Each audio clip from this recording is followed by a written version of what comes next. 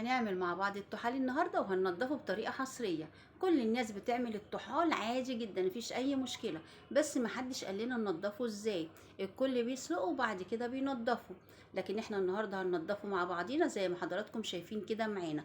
كل سنه وانتم طيبين، وعيد اضحى مبارك عليكم يا رب العالمين. الطحال طبعا من الحاجات الجميله اللي معظم الناس بتحبها. بنحمرها كده اول ما بنذبح الذبيحه، بناخدها نحمرها مع الكبده والفشه، وبتبقى اكله لذيذه جدا. النهارده عملت لكم الطحال لوحده علشان اوريكم انا بنضفه ازاي.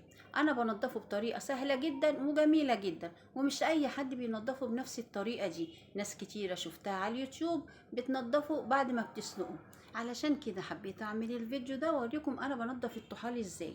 ومش بس الطحال، لا، ده كل جزء ان شاء الله في الذبيحه هنعمله باذن الله في فيديو خاص كده لوحده. ان شاء الله تنتظروني، وان شاء الله فيديوهاتي تعجبكم. ويا ريت لو عجبتكم فيديوهاتي ما تنسوش تدعموني باللايك والشير وسبسكرايب للقناه ليصلكم منا كل جديد.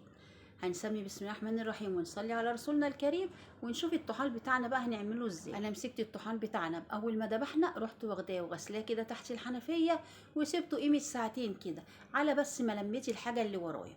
بعد كده رحت حبيت اعمل الطحال، وقلت اوريلكم ننضفه ازاي مع بعضينا. بنمسك الطحال في الاول بنسلخه، بنعمل له عمليه سلخ بسيطه جدا، ودي بتبقى اسهل كتير من انك تسلقيه وبعد كده حاولي تسلخيه. بيكون طبعا معظم الجلد مسك في الطحال وما بيبقاش عايز يطلع، والجلد ده ما بيبقاش مستحب قوي كده في الطحال، فاحنا بنحب نطلعه قبل ما نسلقه. ان هو بتمسكي الطحال بشويش كده، واول حته جلده تقدري تمسكيها وتتملكيها منه بتحاولي تفتحيها واحده واحده كده، بتلاقي الجلد كله اتشد معاكي بكل سهوله. وبرضه تخلي بالك من الطحال عشان ما يتفتحش معاكي، لان لو اتفتح معاكي هينزل كله في ميه السليق. عامة لو اتفتح معاكي اقولك على حاجة بسيطة جدا، ممكن ان انت تخيطيه او حتى تقفليه بخلة علشان ما ينزلش كل اللي فيه في ميه السليق. وكمان ممكن تاخديه بالخضار بتاعه وتحطيه في الفرن، ودي طبعا هتبقى طريقه كويسه جدا. ده لو الطحال اتقطع معاكي، او لو الجزار وهو بيفصل الطحال برضو قطع منه حته، او لو انت جايباه من عند الجزار مقطوع. طبعا لو انت جايباه من عند الجزار طبعا مش هتشتريه مقطوع ابدا، لازم تكوني مشتريه سليم، لان الطحال زي ما انتم عارفين بينزل كل اللي فيه في ميه السليق. ده لو فيه اي قطع. انا كده قلت لك على كذا طريقه تعمليه لو الطحال بتاعك لا قدر الله يعني اتقطع منك، لكن احنا الحمد لله الجزار طلعه لنا سليم زي ما انتم شايفين كده. الحمد لله طلع سليم وزي الفل. انا بقى كده هسلخه خالص، هشيل كل الجلد الزياده اللي عليه زي ما انتم شايفين معانا كده، وبعد كده هناخده نسلقه. ومش بس الطحال اللي عامله لكم بطريقه حصريه، لا، ده انا كمان عامله لكم الكرشه بطريقه برده ممتازه جدا وبرده حصريه. ان شاء الله هبقى انزل لكم الفيديو بتاعها، بس يا ريت بقى تدخلوا تقولوا لي رايكم فيه ايه. احنا كده خلاص سلخنا خلاص الطحال بتاعنا زي ما انتم شايفين كده، سلخنا كل الجلد اللي فيه وخلاص خليناه زي الفل زي ما انتم شايفين كده. طبعا الجلد اللي طلع منه ده مش هعمل بيه حاجه، هاخده ارميه على طول، ملهوش اي لازمه عندي. هناخد بقى الطحال بتاعنا، وانا بقى مسخنه ميه، مسخنه له حله ميه، وهنحط طبعا كل المنكهات بتاعتنا فيه. انت طبعا عارفه كل المنكهات اللي بتحبي تحطيها في الشوربه، بصل بقى وجزر، عندك كرفس ماشي حطي، حبهان، ورق لورا، قرنفل، اي منكهات عندك بتدي ريحه حلوه كده للشوربه او انت متعوده عليها يبقى تمام مفيش مشكله، لان طبعا المنكهات دي من الحاجات الجميله جدا اللي بتدي ريحه للشوربه جميله جدا وبتضيع اي ريحه فيها زفاره. طبعا فيها ورق لورا بقى، فيها قرفه، فيها حبهان، فيها كرفس، فيها جزر، فيها بصل، طبعا كل المنكهات اللي احنا عارفينهم. احط كمان معايا معلقه كده من الخل، وكده هبقى اتاكدت ان انا ضيعت اي زفاره من الطحال اللي معايا، مفيهوش اي زفاره. بسيبه قد ساعه الا ربع كده، ما بياخدش سوا كتير. بعد كده بطفي عليه وباخده اشطفه بقى كده بميه نضيفه تحت الحنفيه، بسيبه بقى لما يبرد، وبعد كده باخده اقطعه.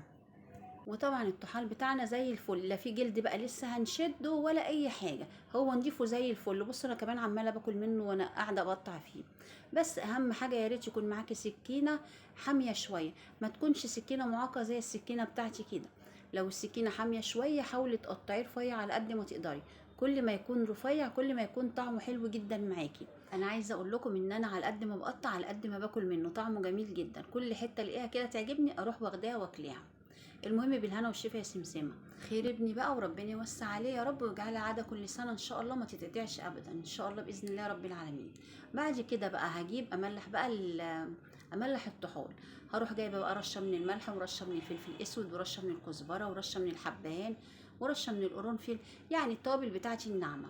وكمان هجيب معلقه كده فيها توم، دقه فيها فصين توم بهريسه شطه، بمعلقه من هريسه الشطه، واروح مقلباها في قلب الطحال بتاعي زي ما انتوا شايفين معانا كده. وعايزه اقول لكم بقى دي بتنقل الطحال في حته تانية خالص. وكمان هحط عليه شويه من الفلفل الحامي مقطعهم، وطبعا لو مش حابه فلفل حامي بلاش خالص. بعد كده بقى جبت معلقه من الزبده ومعلقتين عليها من الزيت، وهنزل الطحال بقى فيها كده مره واحده.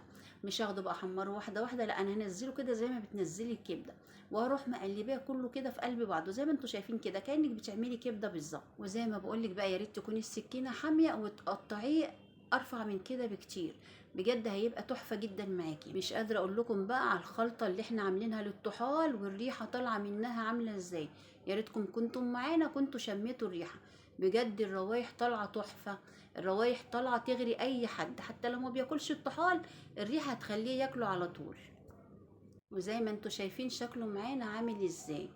دلوقتي بقى هنجيب طبق التقديم عشان نقدم عليه الطحال بتاعنا. وكمان لو حبيتي تعصري عليه عصرة ليمون في المرحلة دي طبعا مفيش مشكلة، اللي بيحب الليمون يعصر عليه ليمون هيبقى برضو تحفة جدا ان شاء الله. بعد كده بقى جايبة طبق بقى فيه خضرة، وهنرص عليه الطحال بتاعنا بعد طبعا ما حمرناه زي ما انتوا شايفين معانا كده بالظبط. رصي بقى بأي شكل انت حباه، بس زي ما انتوا عارفين طبعا ان العين بتاكل قبل البق. نرصه بقى كده بطريقة كويسة شوية، ونحاول نزينه تزيين كده جميل عشان اللي يشوفه نفسه تتفتح قبل كمان ما ياكل الطحال.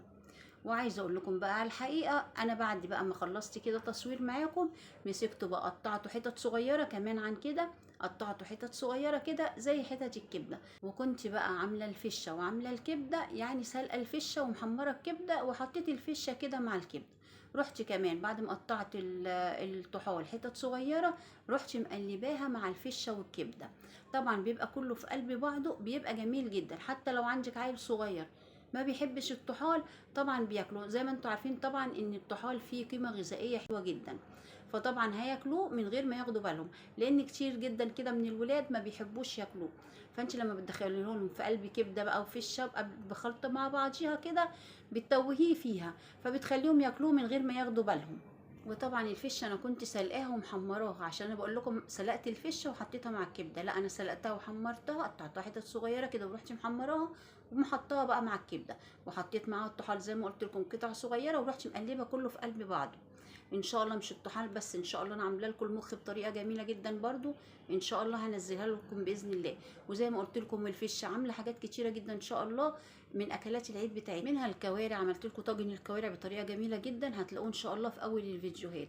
ولسه بقى ما نزلتش الكرشه وما نزلتش المخ وما نزلتش العكاوي، عامله لكم حاجات كتيره ان شاء الله هتعجبكم. بس يا ريت بقى لما تدخلوا على وصفاتي وتشوفوها ان شاء الله وصفاتي تعجبكم. ويا ريت بقى لو عجبتكم وصفاتي وعجبكم الفيديو بتاعنا النهارده تدعموني باللايك والشير وسبسكرايب للقناه ليصلكم منا كل جديد.